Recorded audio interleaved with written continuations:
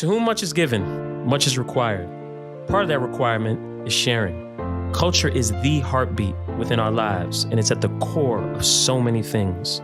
While we live in a time when we are starving for wisdom, I welcome you to your wisdom retreat at Culture Raises Us. Yes, so today's guest, Mr. Larry Miller. Can't thank you enough. Many of you may know him as the former president of the Jordan brand and also former president of the Portland Trail Blazers. But there's a great deal more to who he is, and I'll let him expand on that shortly. But before we do so, we always start with our signature question. And when you hear culture, what does that mean to you? Culture to me is it's a way a group of people do things, whether it's what they eat, how they dress, the art that they are into, the music that they're into. And these are things that kind of bring these folks together and create a community around it. And for me, Black culture has had such an influence on this country that it's really, to me, when I think of culture, I just think about the impact that we've had on the culture of this country.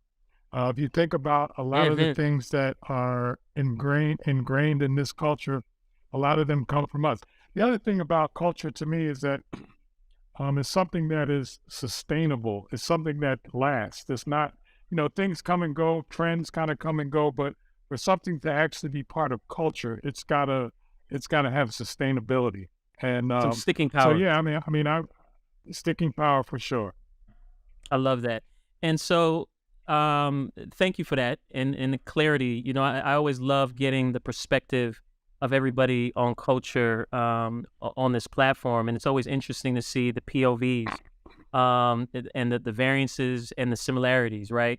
But I want to talk about, I never necessarily, learned everything about you, and so I want to now get a chance to learn a little bit more about you, right? So could you share a little bit more about yourself, your background, your upbringing, and all the things that kind of lead to how I kind of teed you up in the beginning? So I earlier, or about a year ago, I put out a book that was based on kind of sharing my story, my journey. It was a book that my oldest daughter, actually pushed and drove me to do because I didn't want to do it. And the reality is, there were a lot of things about my past that people I knew, people I worked with, people I was great friends with, had no clue about my background. And so my daughter, it took her a long time, and over the years, she finally convinced me. And so her and I wrote this book together. And it basically talks about my career, but it goes before my career and the things that were a part of my life before my career. Growing up in West Philly, from all through elementary school, I was like, smartest kid in the class, teacher's pet. I was that kid that did everything to try to please teachers and parents. Once I kind of got to middle school, what we called junior high school back then, I started to change, and my priorities started to change. It became more important to me to please people in the street than parents and teachers, and that led me to getting into a lot of trouble. I joined a gang when I was about 12 or 13 years old. Was in and out of trouble, in and out of jail.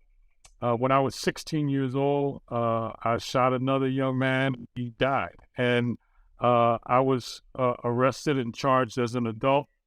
I pleaded guilty to second-degree murder and was sentenced to 4.5 to 20 years. Did the 4.5. Got my GED while I was incarcerated. Yeah. Did the 4.5. Got out and was still caught up in the revolving door that that is something that a lot of our folks have to deal with, where you get caught up in the criminal justice system, and it just becomes a revolving door. You get out and you're back in. You come out with the same mentality or worse mentality, get into the same thing. And so I was caught up in that. the last time I was incarcerated, I had 5 armed robbery charges, and fortunately, I was sentenced to a total of 4 years and 9 months.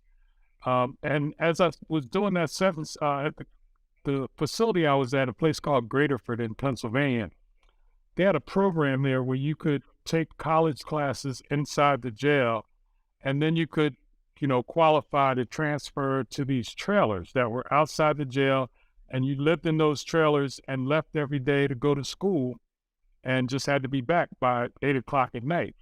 And when I heard about that program, I was like, hey, if I got to do time, that's how I want to do it, like How about living in that? those trailers. How about that? But once I got into the program, it eventually I started to really believe that I could change my life Yeah. through education. And I got my associate's degree while I was in that program. Uh, Transferred to a halfway house in North Philadelphia, and started at Temple University as a junior. Got my bachelor's degree in accounting from Temple University. Started my career working at Campbell Soup Company as an accountant. And Campbell's had Yeah. a program there where you could if you could take classes. If you passed the class, they would reimburse you 100% for the tuition. So I Wow. looked at that as kind of free money. So I actually got my MBA while working at Campbell Soup, and they basically paid for it through Yeah. reimbursement. Um, so got my MBA in finance and marketing, and then went from Campbell Soup to Philadelphia Newspapers, which was the publisher of the 2 daily papers in Philadelphia. From there, worked at Kraft Foods for a few years in the dairy division, which was located in Philadelphia at the time. And then ended up going to work for a company called Janssen out of Portland. They make swimwear and sportswear. That's right. Moved to Portland to work for Janssen. I started there as the controller. And after being there a couple years, actually became the president of Janssen. Yeah. And through that process, I was sitting around with some folks one day. We were just kind of talking about how we could grow the business, and we came up with this idea of getting into competition swimwear, which is the Speedo type stuff Yeah. that the Yeah. Olympic Yeah. swimmers wear. And so, we were talking about it, and I was like, we should talk to Nike. Maybe we can work out some kind of deal with them where, their brand is athletic, authentic. We know how to make swimwear. We're both located here. Maybe there's an opportunity here. Long story short, ended up working out a deal with Nike where Janssen became the licensee for Nike swimwear. And that deal is still in place today, actually. Yeah. I But was just about to through say, I that think process, Kelly Hibbler's over there doing that. Yep. And through that process, got to know some of the folks at Nike. One of them was a guy named Stephen Gomez. I don't know if you remember Stephen. Stephen I Gomez don't was remember the that. head of global apparel. He was the global head of Okay. apparel for Nike. Okay. And Stephen and I kind of agreed that we would both really focus on this partnership because for Nike, it was one of the first partnerships like this that they had done. And for Janssen, it was a big deal. So Absolutely. he and I would get together maybe once a quarter or so and just kind of talk about what was going on with the business. And sometimes we do that over dinner. And the last time I remember driving home thinking, I feel like I just got interviewed. And sure enough, a couple weeks later, Stephen reached out and said, "Hey, would you ever have any interest in coming to work for Nike?" And of course, I said I did. My first job at Nike actually was the head of apparel in the U.S. We were structured a little bit different then, and Ah. my first role was the head of apparel in the U.S. And I didn't know it at the time. I didn't know it until I got there. But at the time, I was the first Black vice president in the history of the company when I Good started. gosh. Good gosh. And so that put a little added pressure on. Right.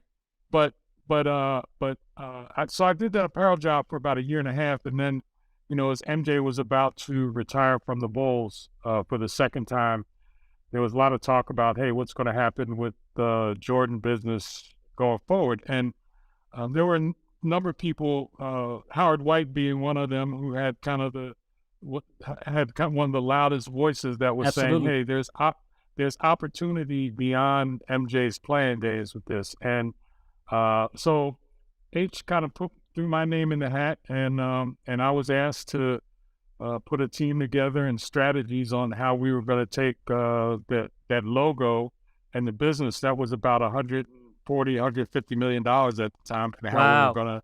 how we were gonna grow it. And fortunately, we were able to have some success with that. And then the Trailblazers actually reached out to me at a certain point, and um, initially, I was like, I don't know anything about running an NBA team. I don't know anything about that. But the more I thought about it and the more I got into it, and then, what really tipped the scale for me to say, yeah, I was going to take that job and leave Nike and take that job was the fact that I felt like it was an opportunity for people that look like me, young people in particular, to see somebody that looks like them in a That's role right. like president of the Portland Trailblazers. And I thought that could maybe give them something that they could aspire to. And that was really the main reason that I decided to take the job at the Taking the Trailblazers. Blazer job. Yep, yep. And Wow. did that for five Wow. years and ended up back at Nike and back at the Jordan brand. I met MJ for the first time when I was after I started working at Nike. And I'll never forget, I had been talking about, this is when I was in the apparel job, and I had been talking about the opportunity that I felt like we had in apparel, with Jordan. And so MJ, the Bulls were coming to Seattle to play the Sonics, and I actually got invited to come up and share. I wanted to share this idea I had with MJ. So I go up and we're Mhm. all sitting in this suite. There's a bunch of people there, and they're showing him product, and we're talking. And I'm like, I'm the new guy. I'm just sitting in the back of the room, kind of listening. And then at one point, they're showing MJ product, and he's holding this shoe in his hand. He's looking at this shoe, and they're talking, and he's looking at it. And then I finally, I'm thinking to myself, I'm like, to me, I think that shoe would look a whole lot better if the tongue were black. And Mhm. MJ's looking at the shoe, and finally he says, "Can we make the tongue black on this?" And I was like, "Yes." And so after that meeting, he and I A sat win. down, and I kind of shared my perspective. Yeah, I kind of shared my perspective on what I thought we could do with with Jordan Brand from an apparel perspective, because at the time, and you know this, Astor, at the time, uh, the urban brands were taking they were designing product They to took the match space. our They shoes. took the space Exactly. They said, with "Hey, the you know shoe. what? Absolutely. Na- Absolutely. Nike's leaving this open. Here's they would get our catalogs, our footwear catalog, and then match the colors up, right? Listen, Right? And Larry, what's so funny about this that you're saying this? I always said the Jordan brand in apparel in particular was the best thing to happen for urban apparel companies and designers because it created a space for them to come in and create against the most sought after items to hook up to. Because back then, to your point, it we was all weren't about the doing it. hookup. So being and Jordan brand was not delivering against it. We were not doing it. We were not doing it. I never forget this. When I first started at Nike, I was in Nike Town, San Francisco. I walk in and I'm just kind of looking around. I see this young lady walks over to the shoes, and she picks up this shoe, and she's looking at the shoe, and then she starts walking through the store trying to match product apparel product to the shoe. Couldn't find it. She couldn't find anything. She put the shoe back. So I'm like, not only did we lose a How about shoe that? sale, but we lost apparel sales as well. And so I kind of That's shared right. my perspective with MJ that I thought we had an opportunity there, and we finally are getting after apparel in Jordan now. Finally, I mean, our apparel business is doing really really well now. It's finally where I think it's on track to be where it should be. But you're absolutely right. We provided an opportunity for the urban brands to create the hookups, and I'm not all the way mad about that. I'm actually, I feel that we provided an opportunity there, which I think is good. The runway, the runway, you provided the runway for amazing creatives to have a space and help shape culture, which is awesome. So you're right, it was kind of the gift and the curse, but the gift that came from it is so much bigger than that of if Jordan Apparel would have met the brief at that time, all these creatives may not exist. And even today, it might be a whole different landscape of what Black creatives, Black brands look like. Because again, I remember it like it was yesterday, getting tapped by the Mecca guys, Aniche guys, the Fat Farm guys, everybody to forget the catalogs to hook up to the shoes. And that created a whole thing. So I'm so glad that you mentioned that piece of, and I'll call it history for lack of a better term, so that people really get understanding of how this culture was really birthed and the things that took place to get it there. And so, I unfortunately never had the opportunity to work for you while you were heading up the Jordan brand, but we always had a great rapport during my time there.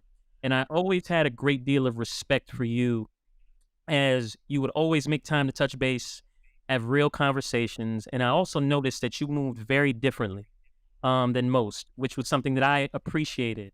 And as I look at you and your story, I definitely feel like you exemplify this culture of redemption, right?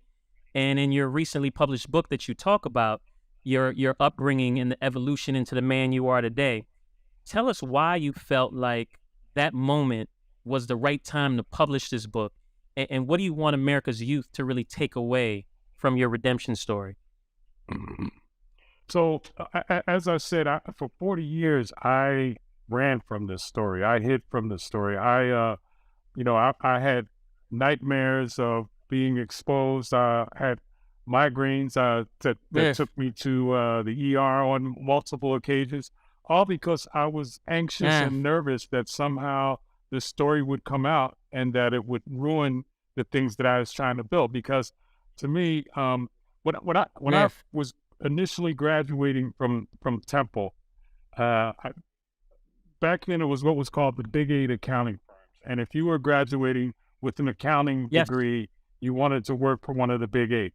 And the one that I had kind of targeted was called Arthur Andersen. And went there, interviewed, spent the whole day there interviewing, and all day asking the back of my mind, I'm like, should I share my story with these folks? Because all they knew is, hey, I was a young Black person about to graduate from Temple University with honors, so they were looking to hire me. So I go the whole day, and finally I get to the last person who's like the hiring manager, and I decide I'm going to share my story with him. So I said, hey, there's something I need to tell you that didn't come out in the other interviews. And so I go ahead and kind of share with him my story, the things I've been through. And as I'm talking, I could see his face changing, not in a good way, right? And finally I got through, and he said, wow, that's an amazing story. He said, I'm sure you're going to do great. And he reached in his pocket and pulled out an envelope, and he said, I had an offer letter here all ready to give you, but I can't give it to you now. He said, I can't take that chair. So he was like, I'm sorry. I wish you the best, but I can't hire you. And from that point on, I decided that I wasn't going to share the information. If it came up, I wasn't going to deny it. I wasn't going to lie, but I wasn't going to volunteer the information. And for 40 years, that's how I approached my career. Like I'm going to, not share this information. So everybody from MJ to Phil Knight to Howard White, none of those folks knew about my past through all these years. It was challenging to get the, I guess you could say, courage to say, okay, I'm gonna share this story. Yeah. And then when I decided to share it, there were a number of people that I was like, I want to make sure that they hear this from me before they hear it some other way. And at the top of that list were Michael Jordan and Phil Knight. And so I reached out to both of them. This was during COVID, so I reached out to them via text and said, hey, something I'd like to share, something personal I want to talk to you about. Phil hit me back. Him and I scheduled a call. This was like on a Friday. We scheduled a call for that Monday. Had the call that Monday. I kind of said, hey, just want to share something I'm working on. My daughter's convinced me, blah, blah. And I go through the whole story with Phil. And he said, wow. He said, when you said something personal, he said, I didn't know what to think, but I definitely wasn't thinking this. And he said, Thinking this, but that's right. I I'm sure. he said, but I agree with you in sharing this story. He said, I think it's an inspirational story. It's an aspirational story, and I'll help you however I can. And then a couple of days later, I got on a call with MJ, and it was basically the same thing. I went through kind of like, hey, my daughter convinced me to share this story, and I go through the whole thing with him. And after I was done, there was silence on the other phone for, it was probably only a couple seconds, but it felt much longer to me, right? And then he said, I agree with your daughter. You need to share this story, and whatever I could do to help. It felt like an got it." eternity. And so it did. It did. It did. Listen, as I hear this, man, there's so many things. So first off, the level of imposter syndrome, quote unquote, because that's one of the buzz terms now, that you were feeling was probably so heavy on a whole nother level. But the fact that the freedom that you then got through then your transparency of sharing this and letting this go, how much lighter did you feel at that point? Because Larry, man, you said this was 40 years. Yes. And the level that you were executing at is already a stressful level as a Black male executive. And then you had that on top of it. Like, you must feel like you can fly right now. No, seriously, it's been an amazing lifting of a burden. I mean, I feel, and you're right. I did feel that imposter syndrome, and especially when I was talking to young people, when I'm kind of sharing my career background and stuff with young people. I always felt like I was cheating them, like I was not sharing the whole story. And that used to heat me up because I would tell them about my career stuff, but I couldn't tell them about the other things. And that to me was cheating these young folks out of. So you're right. And I was always waiting for that other shoe to drop, waiting for someone to tap me on the shoulder, or waiting for somebody to say, hey, and the crazy part about the Pastor, I kept putting myself in these high profile jobs where the chances of that happening became greater and greater, right? I mean, the Trailblazers job really scared me. Because you just knew they were going to do a deep dive. Well, they did. And you know what I found out later, and this was after the book came out, I found out they actually did do a deep dive, and they found out some stuff, and they hired me anyway, which was, I have big respect for Paul Allen. I love that. For that. Yeah. They had the NFL do a background check.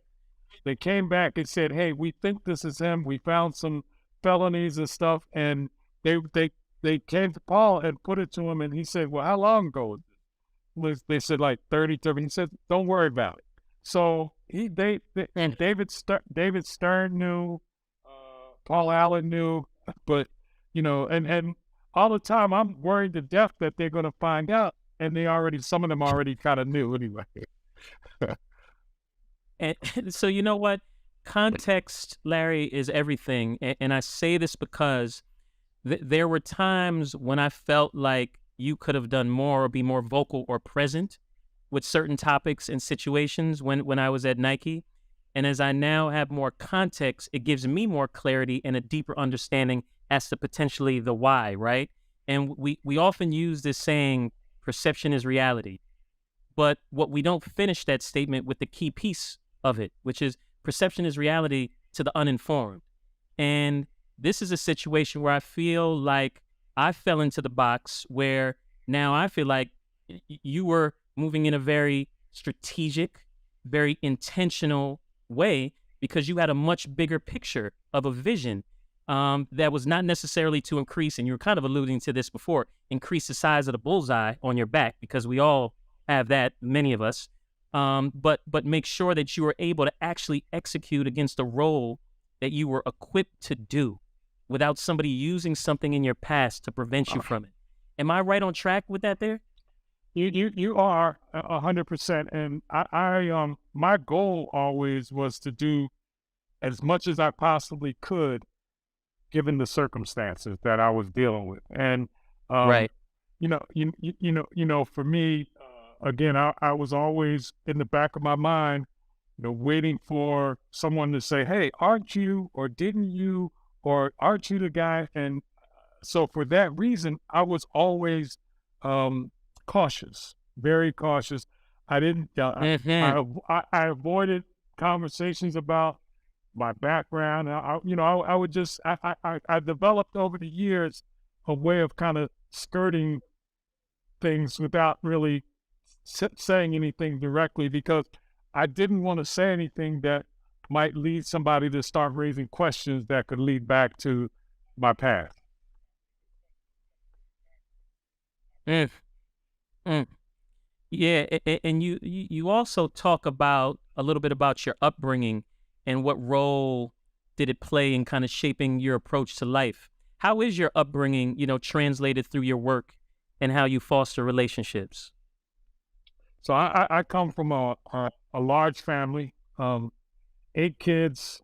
At one point, it was 8 of us: my mom, my dad, my grandmother, my uncle, all of us living in a 3 bedroom, 1 bathroom house. So, Wow. so you had to become close to people because you didn't have a choice, because we were, and it That's was right. a but it was a good upbringing. I mean, there was a lot of love, and I was always told that I could do whatever I put my mind to. I was always encouraged to, hey, you can be anything you want to be, by my uncles, by my parents, and so I grew Hmm. up believing that. And I think in the back of my mind, that's one of the things that kind of kept me going, because every time I would get put into a situation or have to deal with, whether it was a different job or something different, I always had this feeling in the back of my mind, like, okay, I can figure this out. If I put my mind to it and think about it, I can figure this out. And I think a lot of that came from my upbringing, because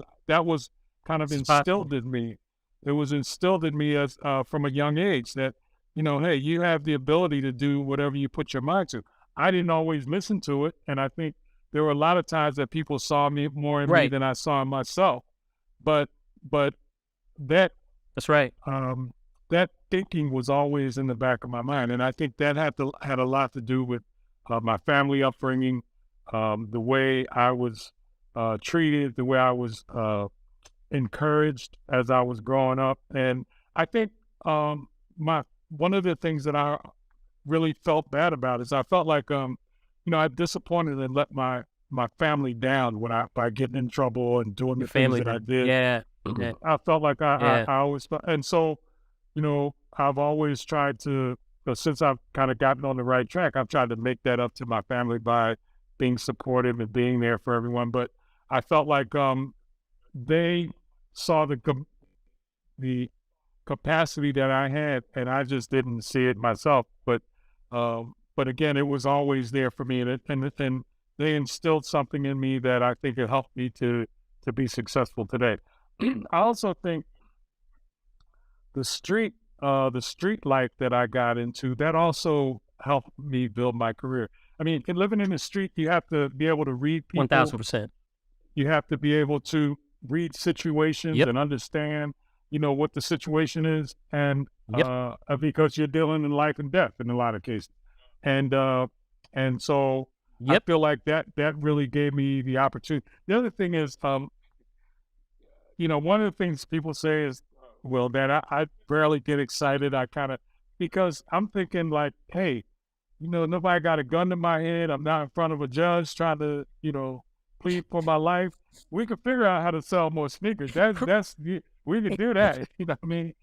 It's sneakers and t-shirts. Sneakers and Yeah, t-shirts. Keep yeah, it simple. yeah. Earlier you were mentioning, the when I got back on track.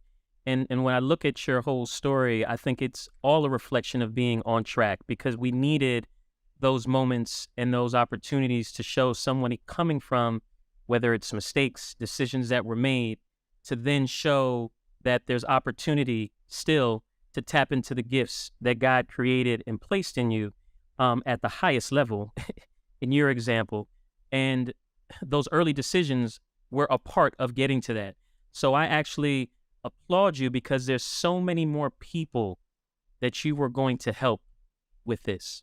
So many more individuals who have made decisions or had circumstances come in their way that they are now going to feel super optimistic and motivated by the opportunity to continue to reach or go after their respective passions or things of interest, right? Where had you not shared this or had this not happened to you, there wouldn't be a reference.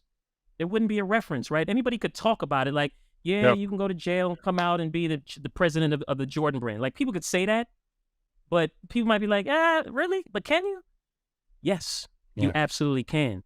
And so again, my applauding of you is very high in the fact of not all that you've achieved, but your power in transparency, allowing your daughter to chip away and make you open up about this. One of the things, and you hit on this, but one of the one of the other reasons that I decided to do this was the fact that I think about and realize every day how blessed I've been, how blessed I am. Mm, And my thought was, I wouldn't be showing my appreciation for how blessed I've been if I didn't share this story, if I didn't that's right.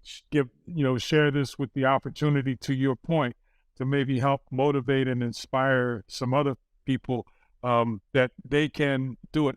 My daughter and I went into a juvenile justice center in Philadelphia a few months back. And I'm sitting there and I'm looking at these young people, and I could see myself sitting in those chairs. Amen. That's right. I saw myself sitting in those same seats. And if I was there today, if I was coming out today, I couldn't do what I've been able to do.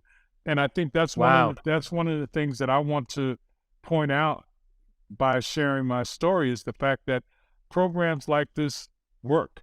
Are Um, needed. Their work. They're and- needed.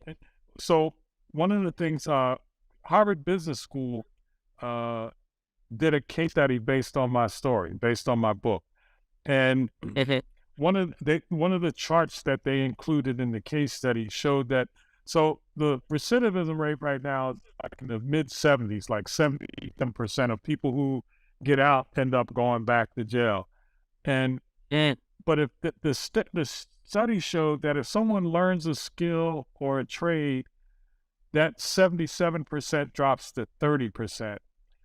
If someone gets a bachelor's degree, that 77% drops to 6%. And mm. with a master's degree, it's 0. So to me, that's a clear indication that education can make a major difference in people's lives. And to me, 92% of people who are incarcerated are at some point going to get out. At some point, the goal should be they come out better people than they were when they went in. They went in. And I feel like I did that. I came out a better person than when I went in, but it was because there was opportunities for me to improve my life through this program. That's right. And so one of the ways that inmates were able to take advantage of college classes was through Pell Grants, which is a government. Mhm. They were eliminated for incarcerated people again back in the mid 90s. They're coming back. Jeez. They're coming back, I think, sometime either this year or next year. The plan is for Pell Grants to be available again.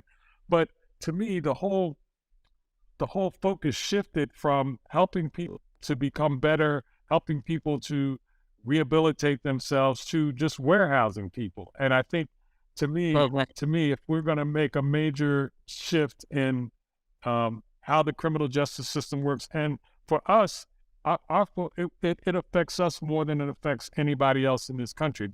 Jordan Brand obviously plays a significant role in shaping so many cultures as we know it.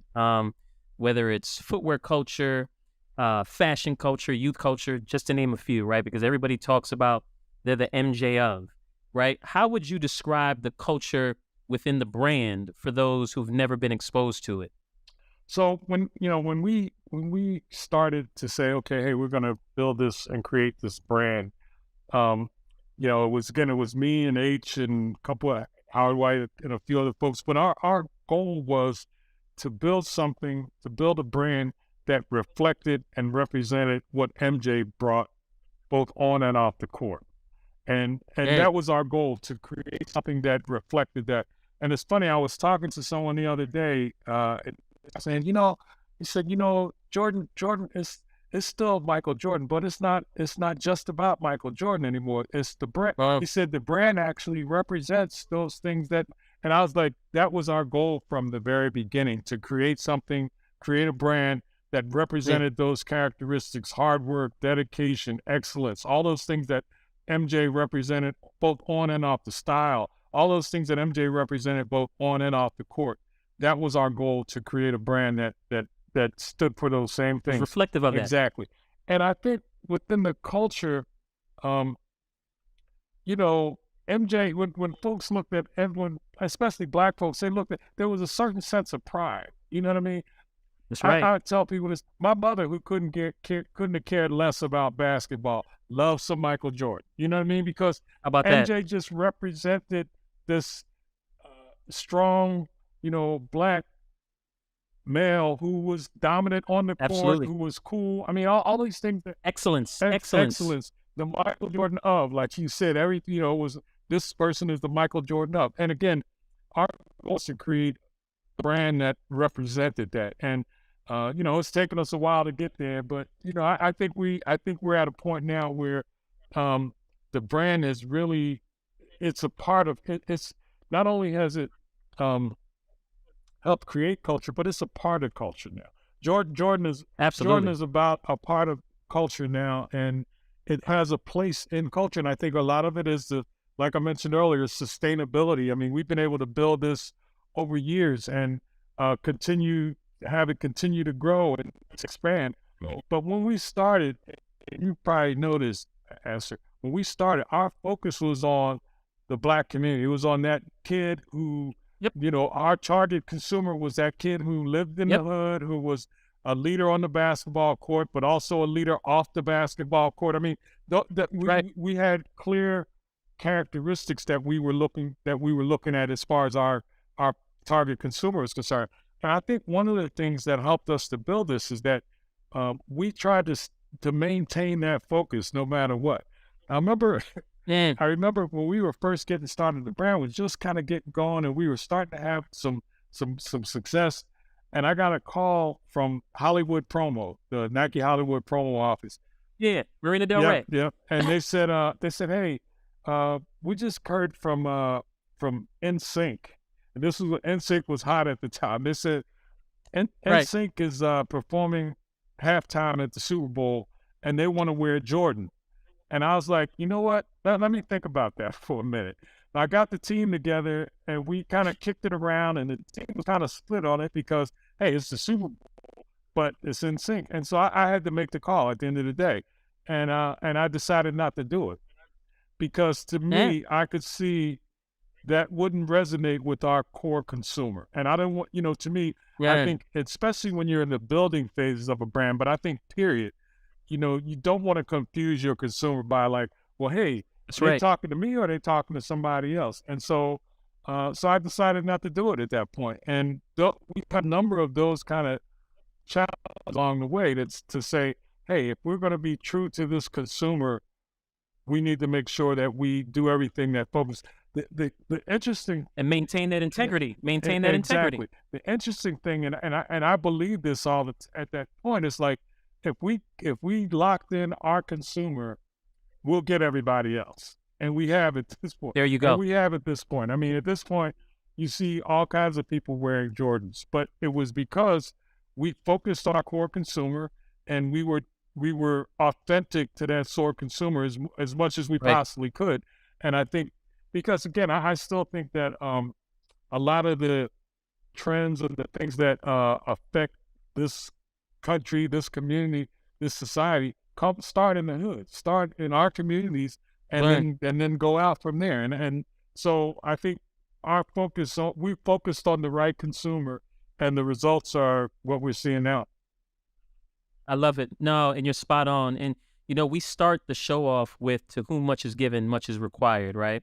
And looking at the impact and the success that the brand has had over the years, I feel like there's an obligation to kind of use that as a means for collective betterment, right? Because of this social currency that you're referencing.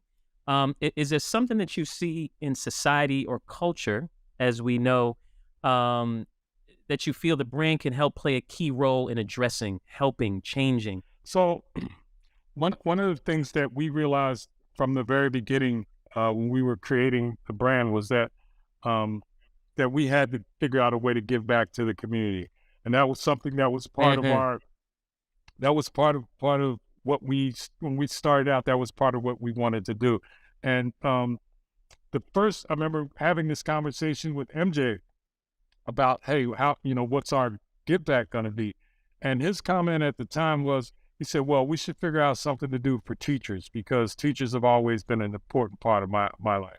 So we started a program that was called the Jordan Fundamentals back then. And we would give, Hmm.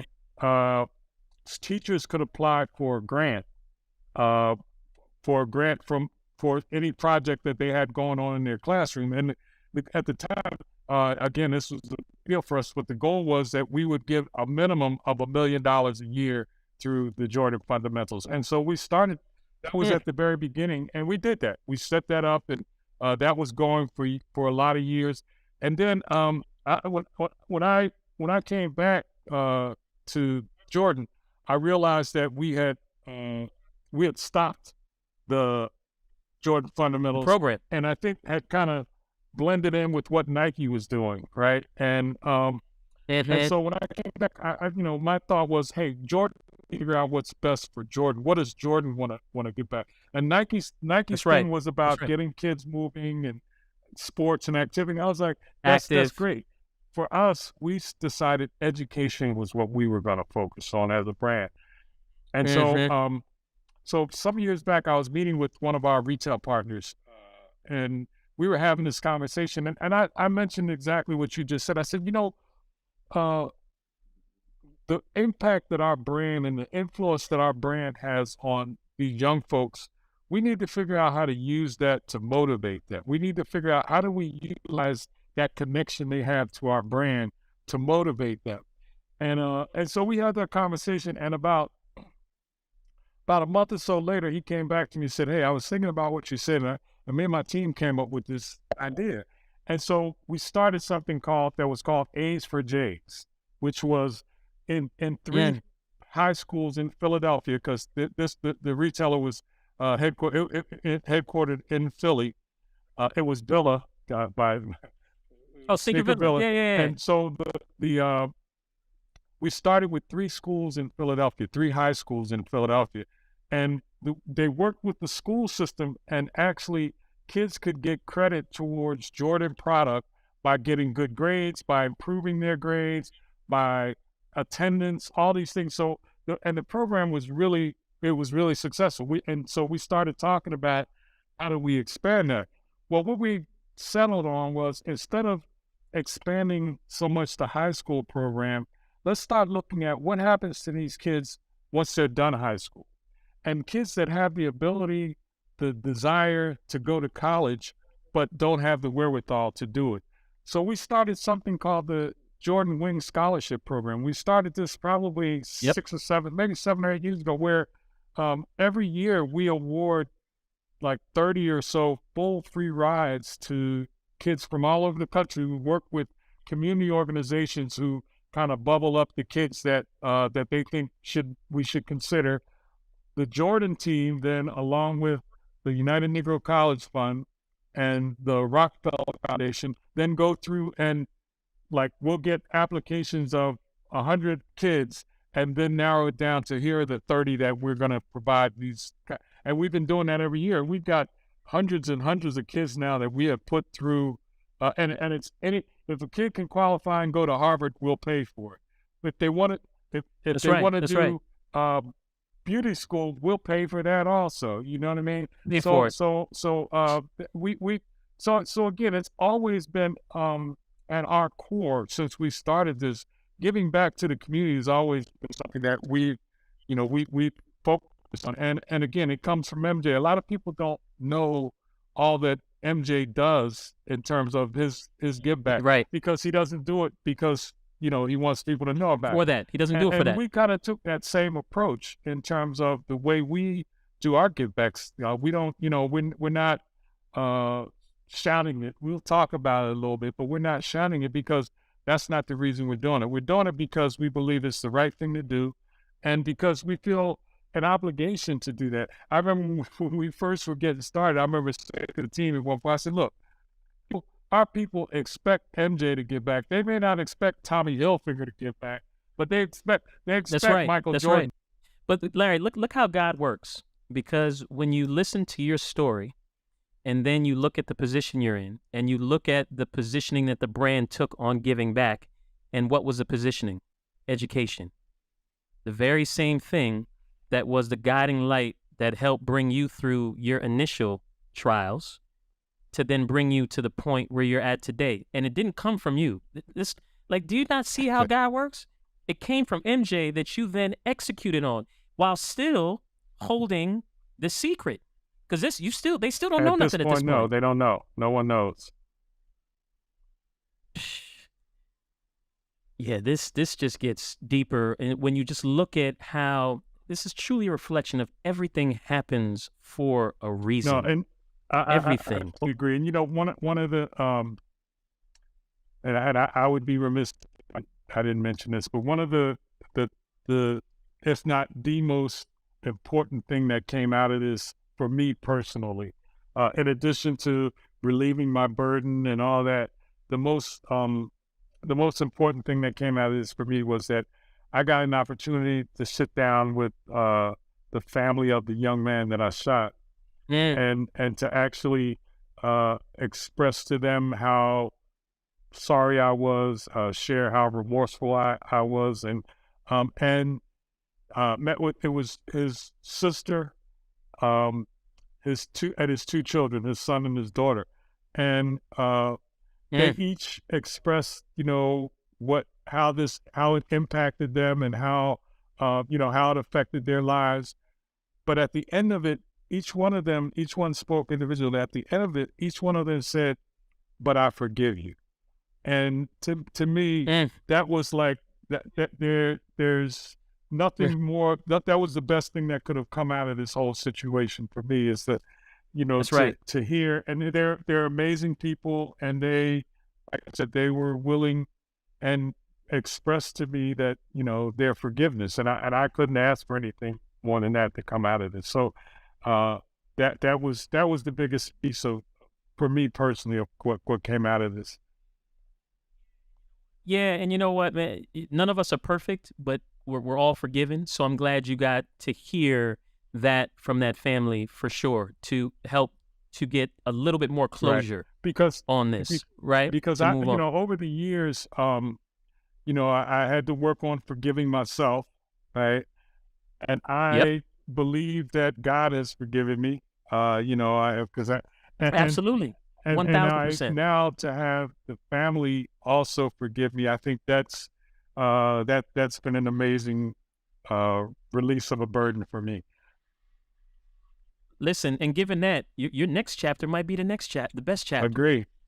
Because look, I mean, so here's an interesting one. How, as minorities in America, how do we do a better job of not leading with a mind state of judgment or critiquing one another for our flaws, our missteps, or our shortcomings in life? You said it. I mean, we all make mistakes. None of us are perfect. None of us do everything right. Yep.